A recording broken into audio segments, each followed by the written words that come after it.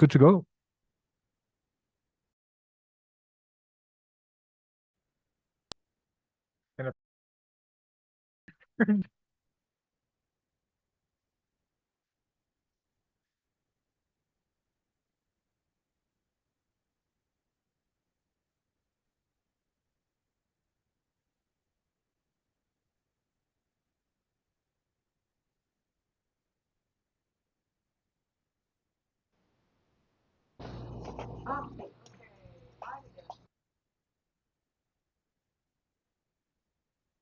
Going back on the phone.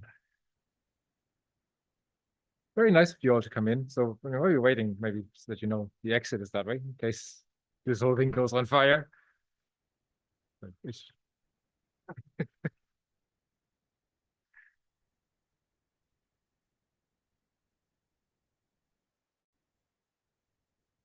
No, they haven't told me to start. I think they're trying to establish a live link to YouTube. Christian, you're good to go. For this, because there is people online watching this. So far, we've covered ourselves in glory.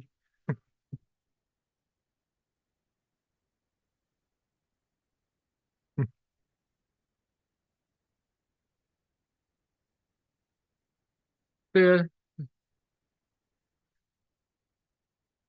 I mean, this was kind of good because I haven't even been talking for the last half an hour, like, you know. Can you hear us, Christian? We're ready to go. Yes, whenever we you are. can. Great stuff. Okay. Hello. Hi, Christian. All right. Okay. Can you see us? Let's give him a wave there, everybody. Cool. Okay. We're good. Okay. You're good? Okay. Yeah, I heard that the Pittsburgh Steelers were walking past the store a minute ago. Yeah, it sounded like it was a sound system. You know, Steelers are in town, right? Yeah. Like, we've been congratulated on the planning that far ahead. Like, so, here we are. Minor technical problems. Okay, I'm gonna say hello, everybody, and thank you very much for coming in. Thank you, Pittsburgh store. Thank you, Pittsburgh people. I'm trying to adjust the camera. We're already winning. We've never done this before. And the idea is to connect two communities that are connected through one issue, which is the transatlantic fossil gas trade. In other words, gas is getting fracked or being extracted by hydraulic fracturing in Pennsylvania, and a company is pushing this on Europe and especially in Ireland. We are looking at a situation where the government has turned 180 degrees from saying we do not want any LNG, as they call it over here, imports, but that we actually need this stuff now for energy security. And at this point, they can't really sell it anymore. So now they're just being open about it going to be used for AI data centers and that kind of stuff. So yeah, this is really exciting for me. Anyway, I know this probably seems odd.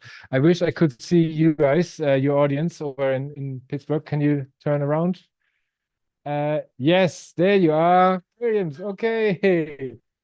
Now this is it. This is the moment I wanted to see. Okay, I wanted to see you guys and you guys waving at each other, and we're already winning. We're already making the connection at the community level. So without further ado, I am gonna hand over to people who know what they're talking about, and first one of these will be Sharon.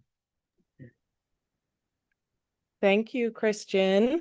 Hi, everybody. Thank you to everybody who's dealing with all the tech issues. I really appreciate it. I've been doing nothing helpful, but glad we figured it out. So thank you to Patagonia for hosting us, and really honored to be here speaking alongside Christian, Jillian, and Sinead. So I'm Shannon Smith. I'm the executive director at Frack Tracker Alliance. We're an organization that maps, analyzes, and communicates the risks of oil and gas development, as well as the petrochemical industry.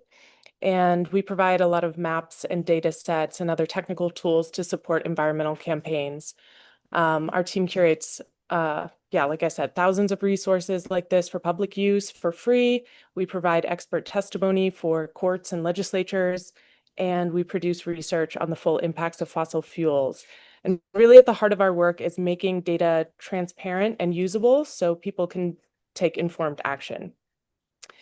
So today I'll be giving an overview of what LNG is and why it matters.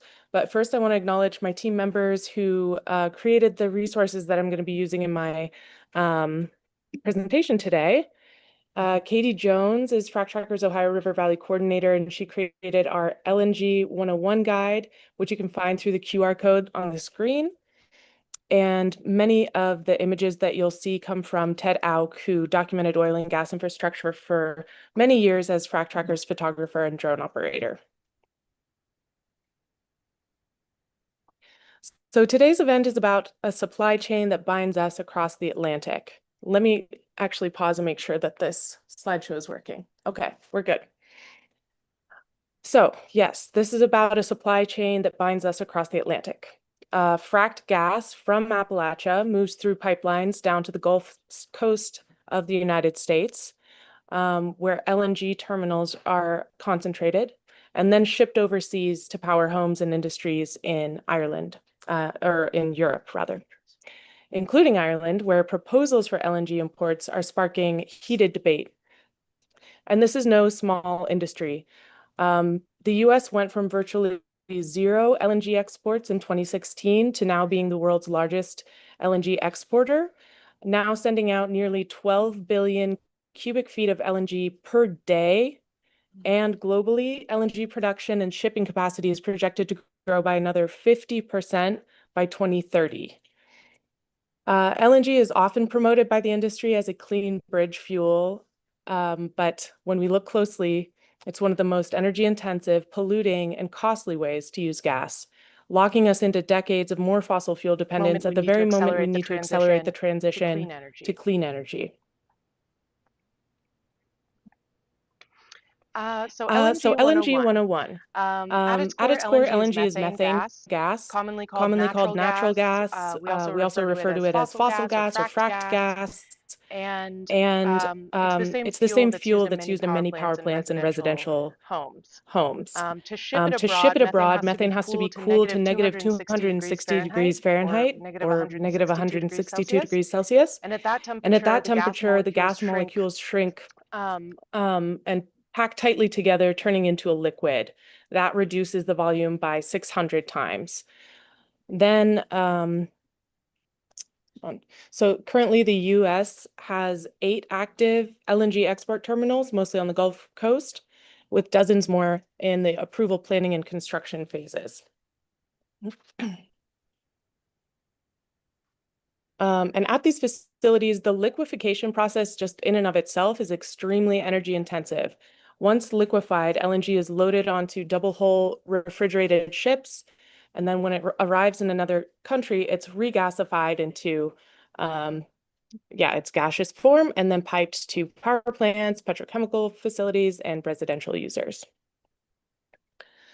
Over the years, Frack Tracker has used drones and small planes to capture imagery of oil and gas infrastructure. These visuals help to conceptualize the scale of these projects. These pictures show liquefaction. Oh, I got my slides mixed up. These pictures show liquefaction and export facilities and LNG tankers in the Gulf South, where the US LNG infrastructure is concentrated. Communities near these terminals face serious health risks. LNG facilities release pollutants such as methane, carbon dioxide, nitrogen oxides, particulate matter, benzene, and formaldehyde. They cause asthma, heart disease, and cancers. One analysis estimated that US export terminals already cause $1 billion annually in health damages. And obviously this will just rise as the build out continues. And other health modeling estimates that there are nearly 60 premature deaths per year from current terminal pollution. There are also safety risks. LNG is stored in large cryogenic tanks. When leaks occur and the vapor mixes with the air, it can ignite in what's called a vapor cloud explosion, basically just a massive blast. In June 2022, for example, an explosion at Freeport LNG in Texas, pictured here, shut down the facility for 8 months. No one was injured, luckily, but the blast was powerful enough to shake nearby communities, and 2 lifeguards on a nearby beach even said that they were blown off their chairs. Transportation adds more danger. LNG is not moved by long-distance pipeline. It travels by ships, trucks, and sometimes rail. Rail is especially dangerous. Earth Justice estimated that just 22 rail cars of LNG carry the explosive energy of the Hiroshima bomb. And rail shipments are currently banned in the United States, but federal regulators are currently considering reopening that option. When LNG is paired with the rest of the fossil fuel buildout, as we see here, what we get are called sacrifice zones, places where residents carry the health burdens so that corporations can maximize their profits. These images show that LNG doesn't just exist in isolation. You often find refineries, petrochemical plants, pipelines, compressor stations, and processing facilities. Each layer of infrastructure adds its own emissions, which damages lungs, triggers asthma, and raises the risk of cancer. So while LNG might just look like a handful of terminals on a map, it's actually a sprawling system of fossil fuel infrastructure that impacts communities all the way from the wellhead to the export dock.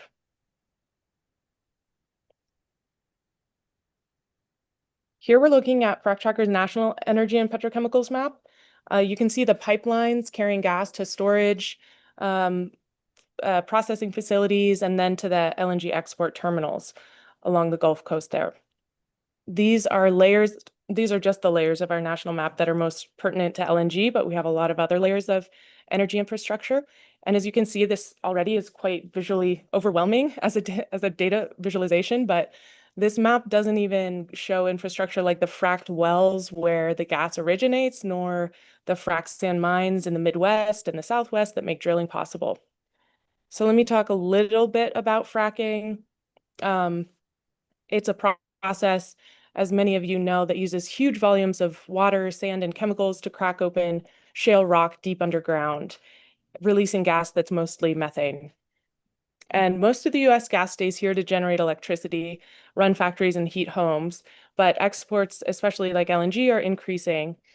So right now, the US is the largest producer and exporter of shale gas, and about 10% of that shale gas currently is exported as LNG. But if all of the LNG projects that are proposed are built, those exports could take up to nearly half of US LNG production. US shale gas production. Thanks. So the real driver of LNG is international trade. The US only started exporting LNG in 2016, as I said, from a terminal in Louisiana. And since then, it's just exploded. So as I said before, it went from 1 billion cubic feet per day in 2016 to nearly 12 billion per day in 2024. And that's enough to supply entire nations. It's kind of hard to even really conceptualize the scale of what we're talking about here. And this obviously has massive climate implications. Methane traps 80 times more heat than carbon dioxide over a 20-year period. And it's responsible for about a third of today's global warming.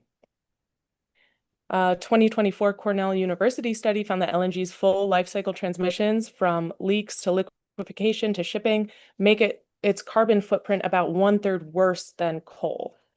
A Department of Energy 2024 study confirmed this, saying that large LNG projects release more greenhouse gases annually than 141 entire countries.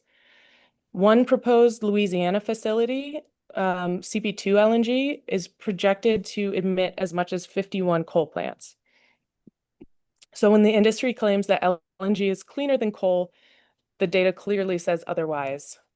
LNG is not at all a climate solution.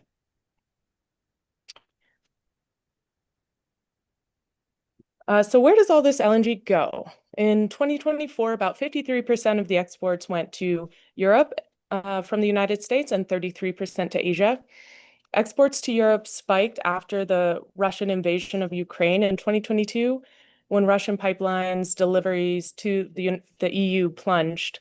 And this was partly because Moscow was restricting supplies. It was partly because Europe made the decision to cut its reliance on Russian gas, and partly because of the Nord Stream pipeline explosions that year. But European demand for gas is already declining. This is thanks to mild winters, efficiency improvements, and new EU rules to reduce fossil fuels. As a result, US LNG exports to Europe fell nearly 20% in 2024. An independent analysis shows that this trend will continue. A 2024 carbon tracker report projects that European gas demand has peaked and will fall by 40% by 2030, making planned LNG projects unnecessary and financially risky. In Ireland, as we'll hear about, proposals for LNG import terminals remain controversial, and look forward to hearing more about that topic. On the US side, policy has been whiplashing. In January 2024, the Biden administration paused all approvals for LNG exports to non-free trade agreement countries, while the Department of Energy updated its analyses. So a public comment period ran through March 2025, and Frack Tracker was among the groups submitting input. But on January 21st, 2025, the Trump administration lifted the pause through its Unleashing American Energy executive order. Just a few months later, in May 2025, DOE released its response to comments on the 2024 LNG study. But and Frack Tracker was actually cited specifically in that document. But despite their recognition of some of our critiques and concerns, and the well-supported findings of the economic and climate harms, the Department of Energy's response reversed course, declaring that LNG supports our economy, strengthens our allies, and enhances national security. Frack Tracker was, moving on. In the first half of 2025 alone, the Department of Energy moved forward on at least a half dozen new export projects and expansions. So while the politics are flipping back and forth and the build out keeps moving, we're seeing more and more massive consequences. So where do we go from here? What do we do in the face of a Goliath industry with global impacts? We build solidarity, like we're doing here today. And I wanted to tell a story of a visit that we had from one of our Irish friends, Eddie Mitchell, in December 2024. He's a farmer and organizer and politician, and he spoke at Frack Tracker's Community Sentinel Awards in Pittsburgh. He reminded us of the power of solidarity. When fracking was proposed in Ireland, communities drew strength from Pennsylvania residents already living with the harms of the industry. Their campaign led to a 2017 ban on fracking in Ireland. And in 2021, Ireland became the first country to issue a policy statement against fracked gas imports. But now new proposals threaten to undo those gains, as we'll hear about. And as we know, every LNG import terminal in Europe means more fracking, pipelines, export terminals, and sacrifice zones in the United States. So thank you so much for your attention. I just want to end by reiterating that LNG is not a bridge fuel. It is a barrier to clean energy, healthy communities, and climate progress. And instead of pouring billions into LNG, we should be building renewable energy and resilient systems that will actually last. So thank you so much for your attention, and I'll turn it over to the incredible Jillian Graber, whose leadership around fracking issues in Pennsylvania have led to major victories and ultimately less dangerous pollution. So thank you, Jillian. Thank you, Shannon. All right. That's all right. We have a wonderful audience here in Pittsburgh, and I see a wonderful audience there in Ireland. So thank you for attending today and bearing with us through all of the technical difficulties we were having. It seemed like as soon as we went live, we started having a lot of difficulties. So let me try to advance my screen a little bit. Okay. I am Jillian Graber, Executive Director of Protect PT. We are a nonprofit organization dedicated to ensuring resident safety, security, and quality of life by engaging in education and advocacy to protect the health, economic, environmental, and legal rights of people in Westmoreland and Allegheny counties. In these four pictures that are on our screen, you can actually see impacts from not only our community, but communities that we serve at Protect PT. So just to kind of give you a little bit of a lay of the land, what's happening in our communities. We have well pads up in the top left-hand corner. You can see the Gaia well pad. That photo is courtesy of Frack Tracker Alliance. So thank you, Frack Tracker, for all the drone footage we were able to get from these different facilities.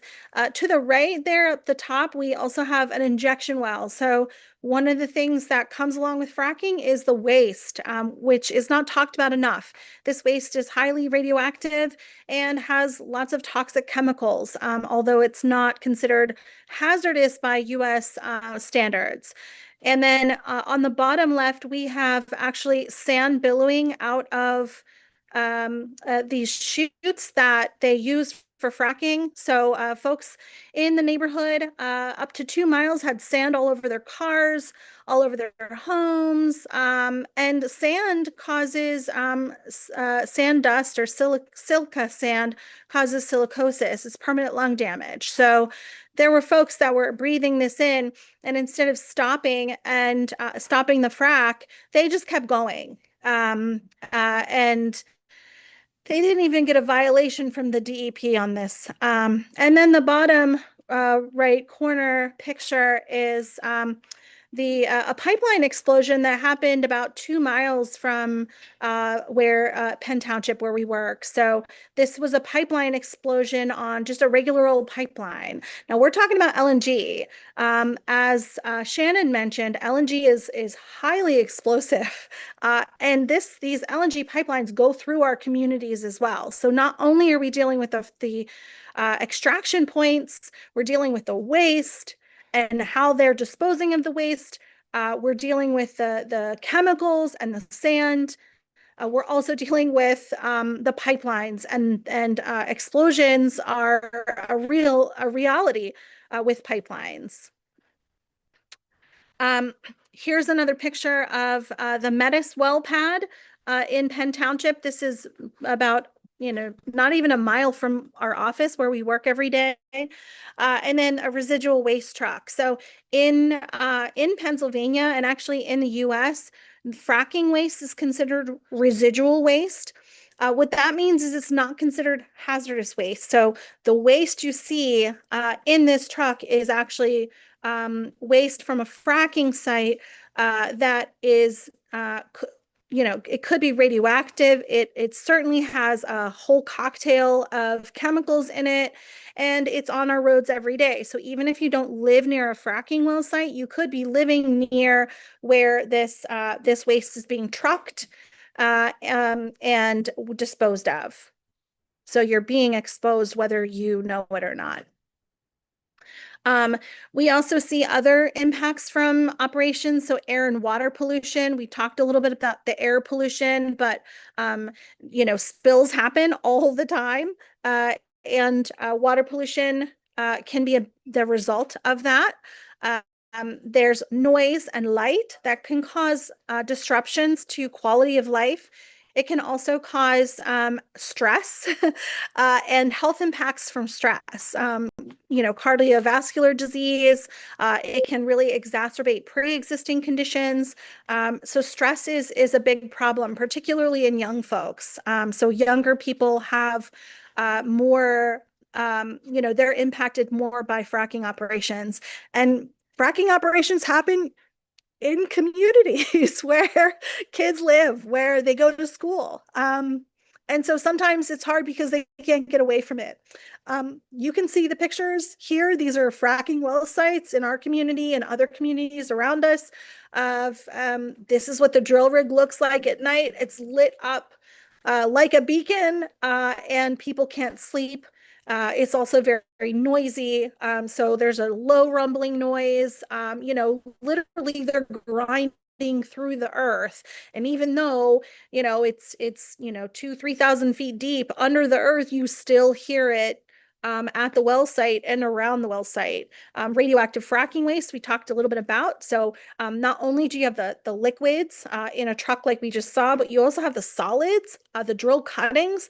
And the really scary part is that they're actually putting the solids in local landfills with everything else. So the landfills that have our house garbage, dirty diapers, any kind of garbage that we're collecting as individuals, is also the landfills also have fracking waste, so drill cuttings. Drill cuttings from the Marcellus Shale they're highly radioactive, radium 226 and 228. Folks may remember the radium girls. That was a big thing back in the day when they were basically using radium to illuminate clocks and watches, and they had people painting these clock watches with this glowing material. Well, that glowing material was radium, and these folks, these radium girls that died as a result, their bones were eaten from with the radium, because radium is a bone seeking element. So just like calcium, you take calcium to strengthen your bones. If radium gets into your body, it can actually eat away your bones. And this is a real problem because this stuff has like a half-life of, I think, 12,000 or 1,200 years. So long when we're gone, this radiation will still live on. And so we see reduction to make matters worse. One of the things that the industry is trying to do is basically make more demand for their product, because demand is decreasing, as Shannon was talking about. So data centers are a new pressure point. These large scale data centers, they can cover acres of land and use vast amounts of energy and water. Governments and industry leaders are promoting shale gas or fracked gas, as a way to power this technology. And the industry has estimated that AI data centers will create demand for an additional 10 to 18 BCF, or billion cubic feet of gas in the Appalachian region. That is approximately 18,000 or 1,800 more fracking well pads. And on one pad, you can have anywhere from 5 to 20, and sometimes more, depending on the scale of the pad, wells per pad. So we're not just talking about one well, we're talking about multiple wells per pad in communities. And that is my last slide. I'm going to hand it over to Sinead there in Dublin.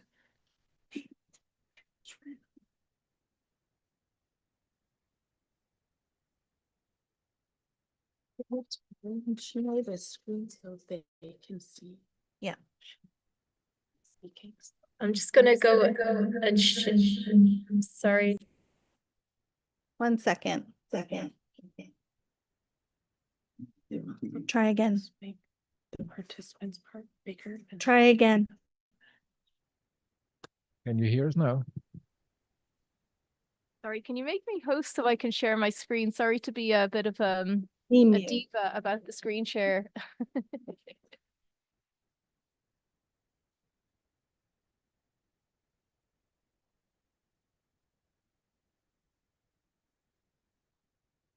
Go ahead and try again.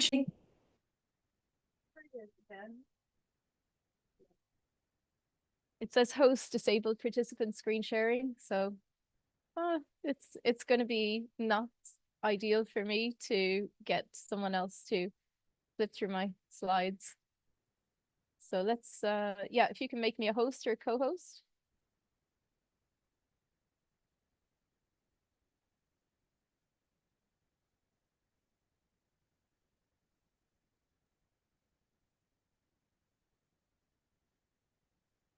Can you try again, Sinead? Yeah, I think I've got it now. I just need to find.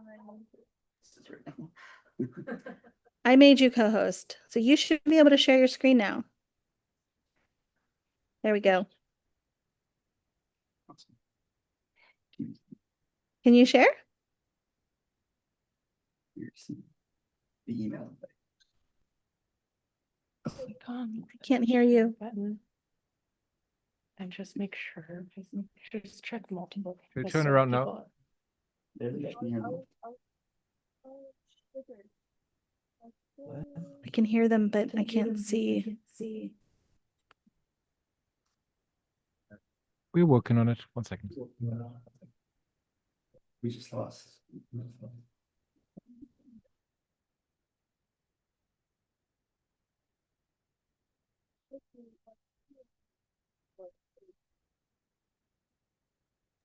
All right, everyone hold tight. Yeah. Thank you. We're getting there. We're finding the slides. We got the slide.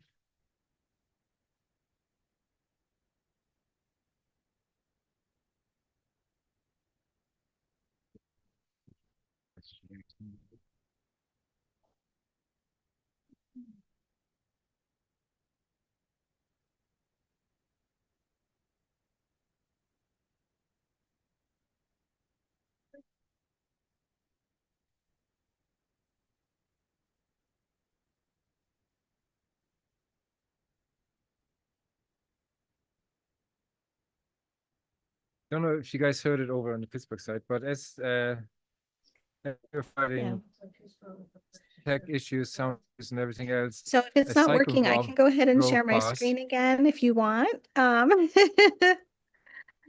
know we've had so many technical difficulties. I guess this is what happens when you're trying to stream across continents. All things considered, we are looking at a.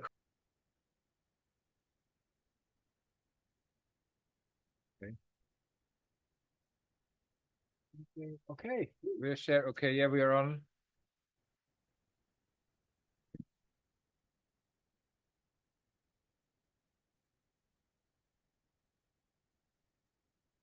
Okay, yeah, we good, yeah, no, I can. I think even if I move this around, that's gonna do. No, it's gonna, if I could put that out in front of me, would that be okay? Yeah, if I pull that out.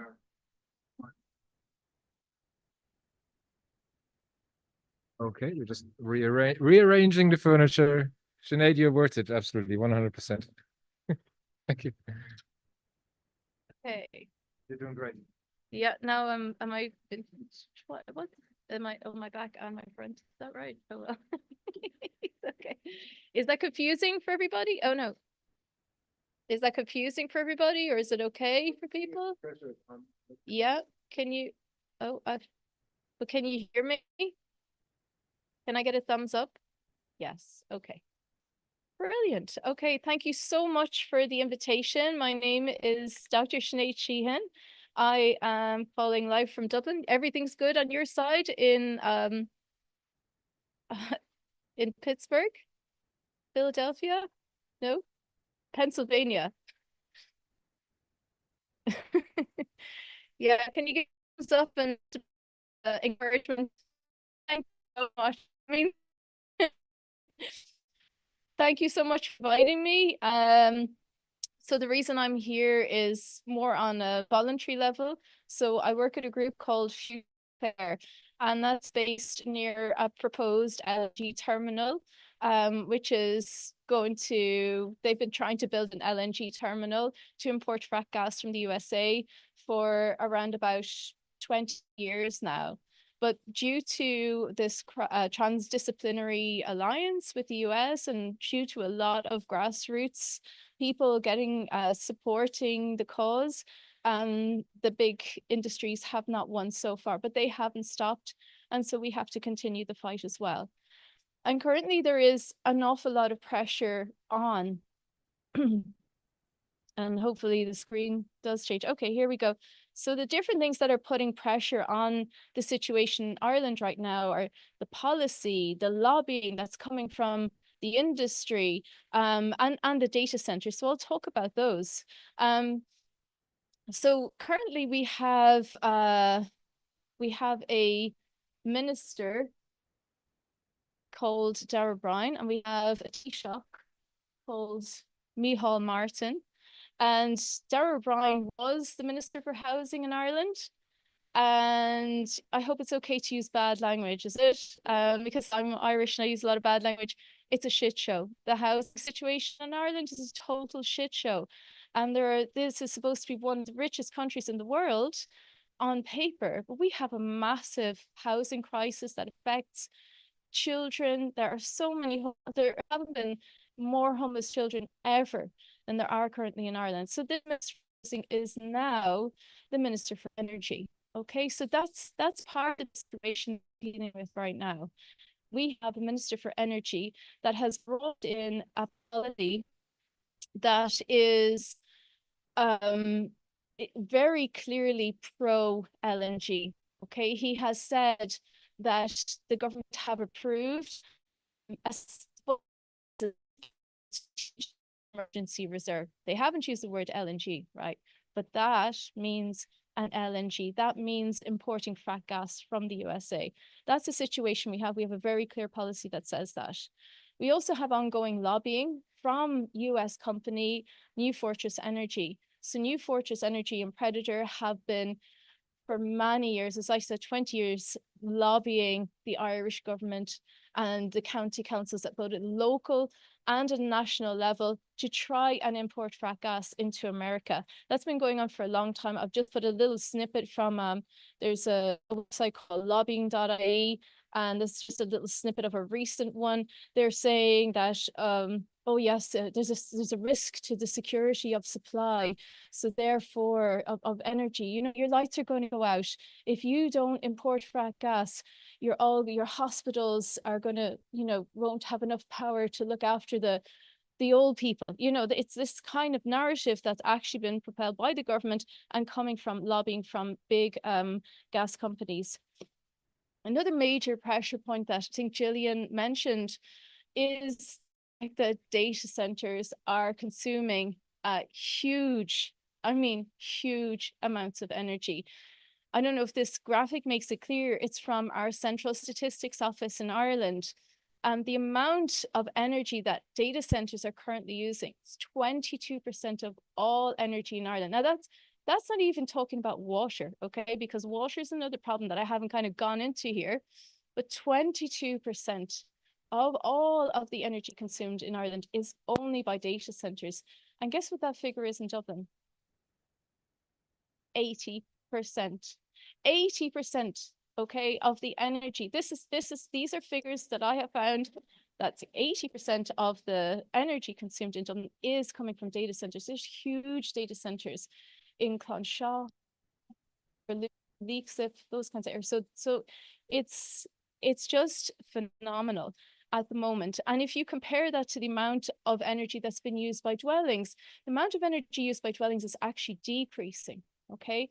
While at the same time, the amount of energy used by data centers is increasing. So where do you think they want to get their energy from?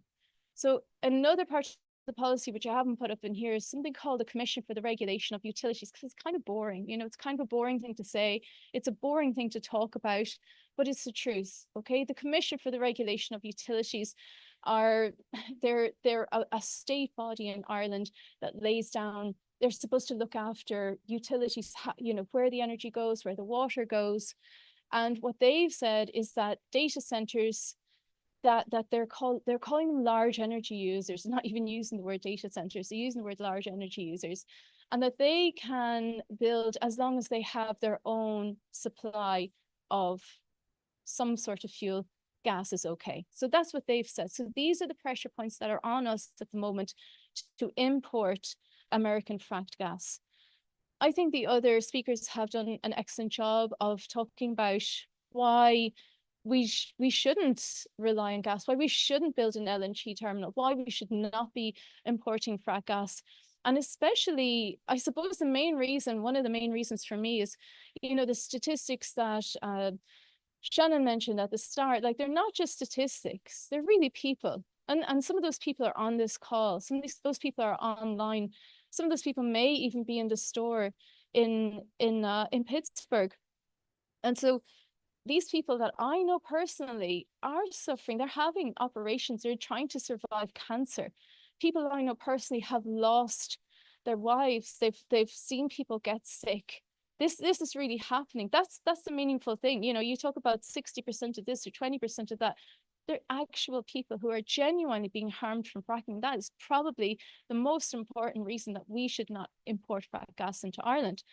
Aside, on top of that, LNG, you know, the emissions are crazy. Okay, like I just use the word crazy. You know, the emissions would treble. The amount of emissions from gas would actually treble if we were to build this fracked gas import terminal.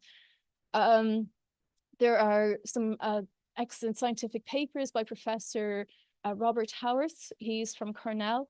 And he speaks about this picture here is a picture of a coal burning plant. Now it's actually stopped burning coal. It's called Moneypoint. It's in County Clare in Ireland, the same county I live in. It actually stopped burning coal in June, and I'd love to celebrate it, but it's now switched over to oil. So it's a bit, you know, it's a bit of a downer actually.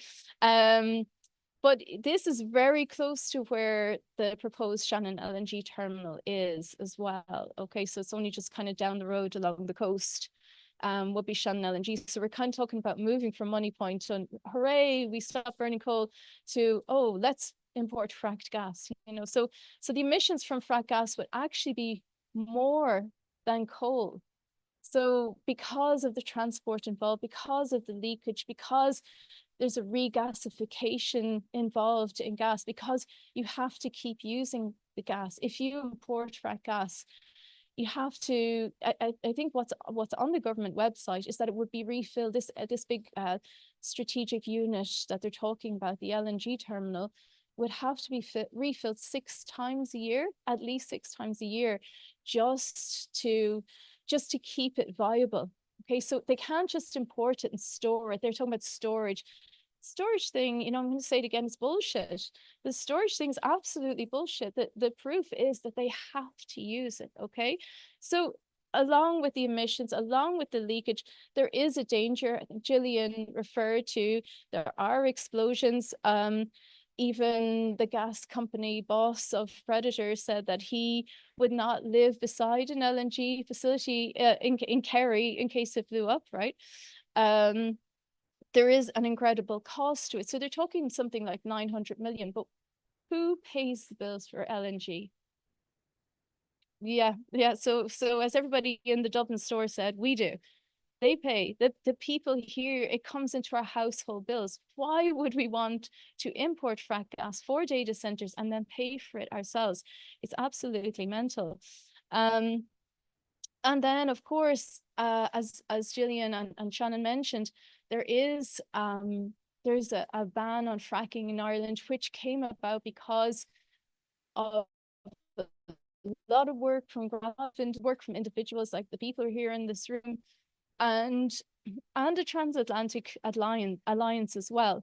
And so we have a ban on fracking in Ireland, you know, and that's absolutely fantastic. But if we build an LNG terminal in Shannon, you'll never guess what. Shannon is itself a basin, okay? It's a shale basin, okay? It's called the Shannon Shale Basin. That's what it's called. Sorry, the Clare Shale Basin. And that covers Kerry and Clare and parts of Limerick. So what we believe is that if we start importing fracked gas from the US, we have no excuse. Why wouldn't we just start exporting fracked gas from Clare, from Kerry? You know, what starts as an import terminal can become an export terminal. And that has happened in other countries, including Brazil and in Queensland and Australia as well.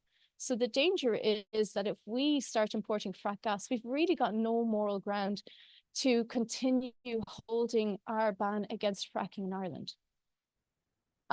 As I said a few times, look, there's been a lot of campaigning, ongoing campaigning for 20 years. Myself and another woman, another activist called Dr. Manuela Ferrari, we wrote a Rundale article about the kind of historical campaigning about, so if you want to check it out, it's on Rundale, and if you just look at LNG, you should be able to find it if you're interested. And we wrote an article about it, but I kind of just wanted to focus on the recent history.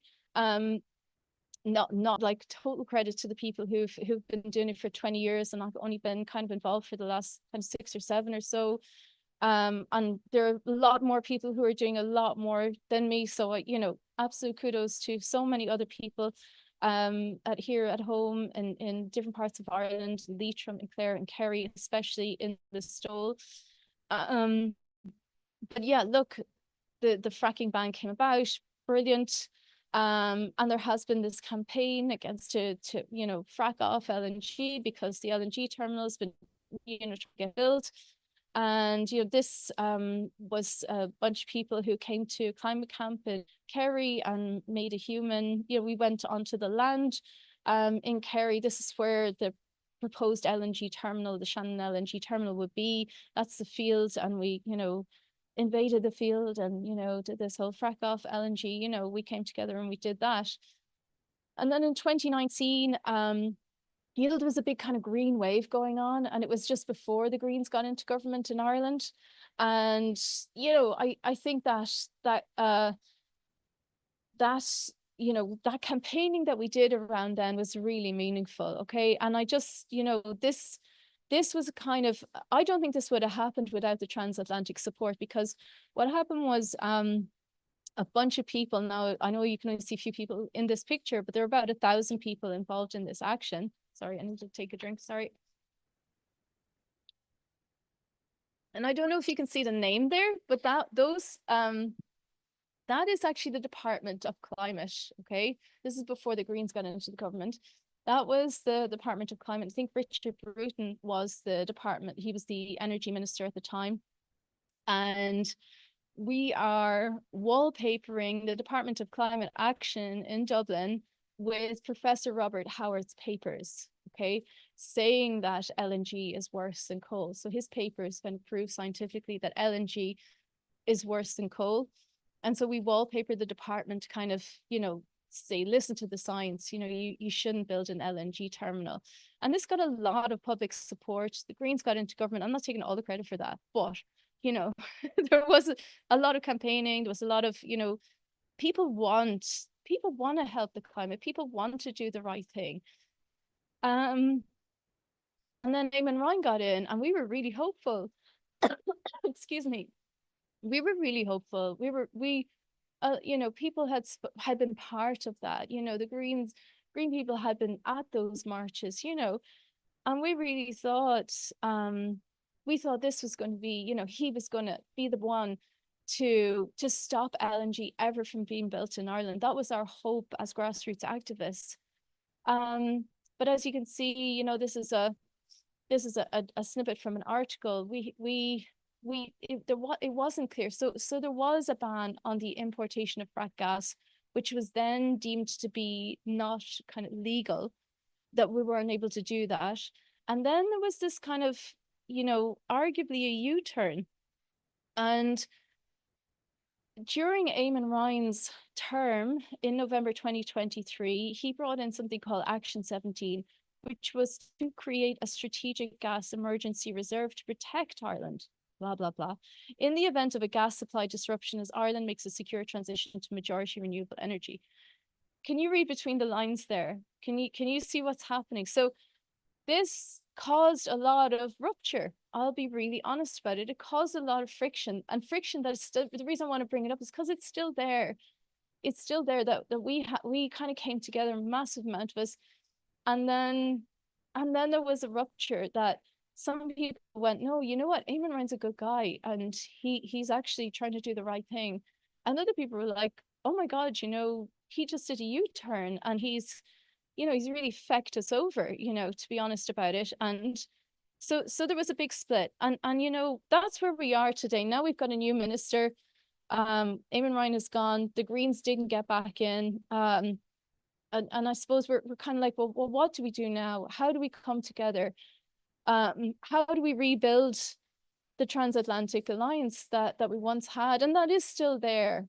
How do we make that stronger? What can we do together? And I'm really grateful for this opportunity, you know, to be connected live with Pittsburgh and Dublin. And, you know, I really hope that something can come out of this. I'm aware that there is a global day of action. There is an action happening in Dublin. That's on November the 15th. I think there might be stuff happening worldwide as well. You know, be good to know, you know, be good to kind of come together, because everything that's, you know, against fossil fuels is obviously against LNG.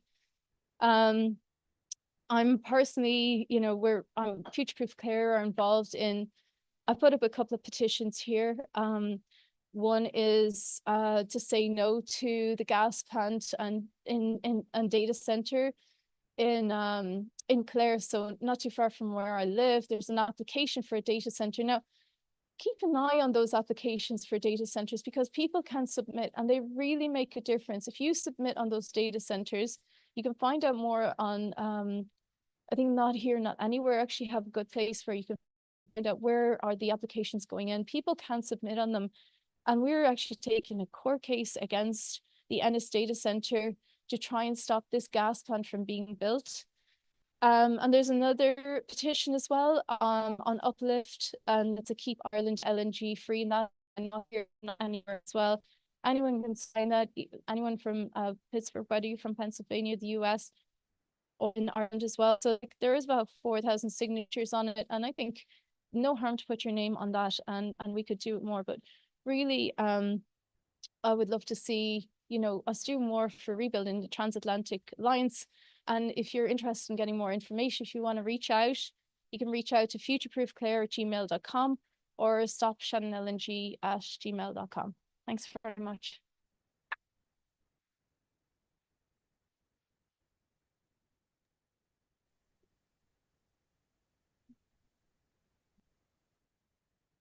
Okay, can you stop sharing now? Yeah. All right, maybe turn your laptop around again so we can No. show our audience as well. You Cool. did. Oh, do I need to share my screen? I do? For what? For the rest of the presentation. Oh, For there's the that, rest of the like, presentation? what you can do next. Oh, right. Yeah, that's, yeah. Oh, sorry. I think just, I need to Oh. go back and share screen. This, right? yeah. Yes. Yeah. Okay, hold on one second. We need to go back No worries. past. There we go. Now we can, Should I turn this on? yeah, Is Christian gonna kind of? I'm unmuted. Q&A? Or should we okay, kind of do our separate Q&As? Like. yeah. Can you all see that screen? Yes, Should there we be can. able to, yes. Okay, can they hear me? Yes. Yeah, we can. Okay, excellent. So yeah, whoops, let me go back. Do you want to talk about what we can do with Frack Tracker's new guide? Yeah, Frack Tracker just published our LNG 101 guide. It's very comprehensive. So if you're interested in digging in deeper or seeing all of the citations for the statistics that I mentioned in my presentation today, you can go to that site. There's a lot of maps. Some of them are interactive and a lot of that aerial imagery as well. So go there to learn more, and you can also see a lot of advocacy resources listed at the end of the guide. It's not showing up on the stream? No, we can Okay, see it. yeah, you have, It'll be. all right. And then there's also a website that we put together. That's the second QR code there. There's a website that you can link. It links to the website where you're going to be able to see the live stream of this presentation, which will upload a fresh a fresh live stream for folks later today. And then also there should be links to different calls to action, because I know that a lot of folks might go home and forget what we talked about here. So this links to Protect PT's website. So it's just protectpt.org. And there is an LNG page on there with all these links. Thank you to Kyle for trying to navigate there in the background, trying to navigate all this craziness with the technology today. And then Sinead, do you want to talk about the last call to action here? I think she touched on it maybe a little bit at the end of her presentation. Yeah, okay, so the last call to action is okay. All right. So I'll I'm not briefly... hearing anything from their end. You're not, but, okay, that's great. Hello, can you hear us now? There is a global day of action against fossil fuels on November 15th. And so I would say stay tuned. Oh, there's Christian. Hey, Christian.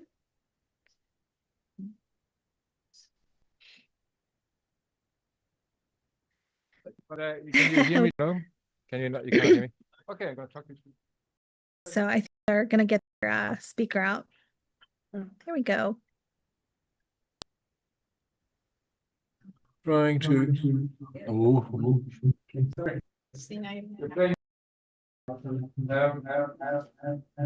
I think.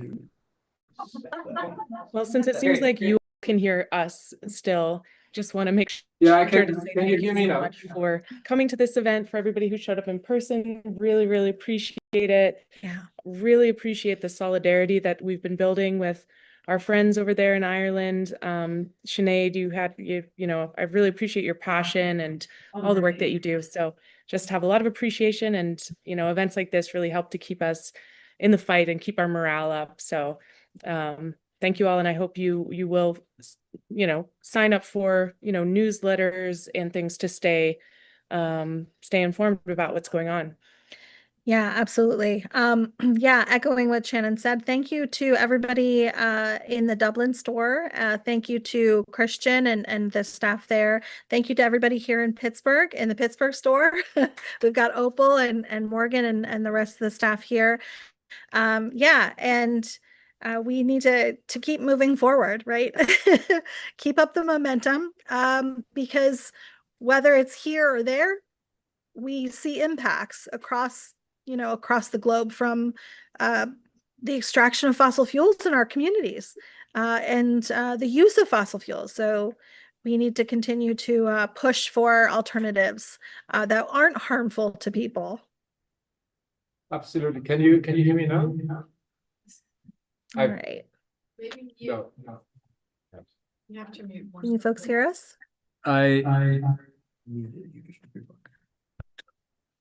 This is Okay. Oh, maybe we just I can hear you. Oh, you can? Okay, great. Fantastic.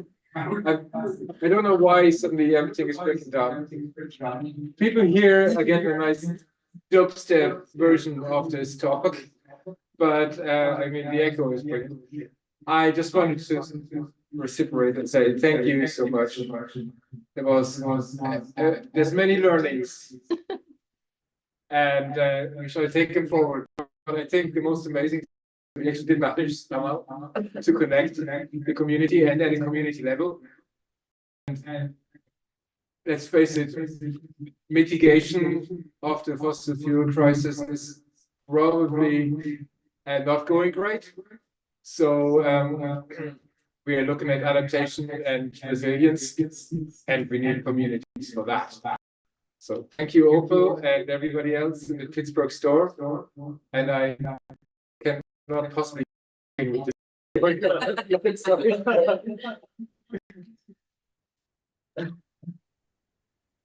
she was a Shannon. Wave. Around. Yeah, go on. Thank you. Yay. It's so cute. Thank you all. Have a good evening. Thanks, everyone. Say hi to the Steelers for us. All right. Okay. Do a little Q&A here too, if people want. If anybody else